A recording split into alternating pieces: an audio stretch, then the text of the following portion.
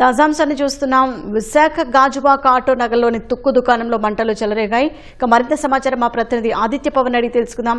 ఆదిత్య పవన్, తుక్కు దుకాణంలో అగ్ని ప్రమాదం జరగడానికి గల కారణాలేంటి?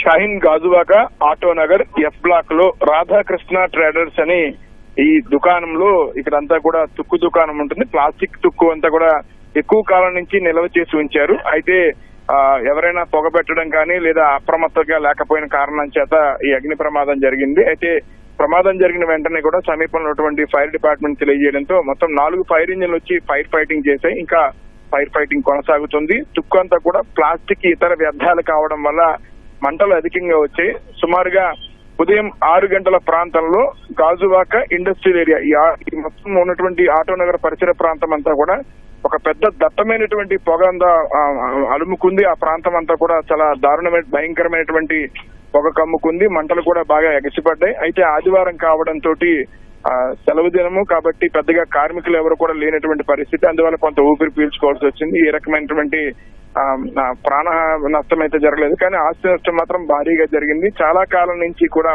ప్లాస్టిక్ వ్యర్థాలను ఆ ప్రాంతంలో నిక్షిప్తం చేశారు, నిల్వ ఉంచారు. ఒక్కసారిగా మంటలు ఎగసిపడ్డాయి. ప్రస్తుతం అయితే 4 ఫైర్ ఇంజన్లు ఫైర్ ఫైటింగ్ చేస్తున్నాయి. మరి కొద్ది సేపట్లోనే మంటలు అదుపులోకి వచ్చే పరిస్థితి ఉంటుందని ఇప్పటికే ఫైర్ ఉన్నతాధికారులు స్పష్టం చేశారు. షాహీన్, ధన్యవాదాలు ఆదిత్య పవన్.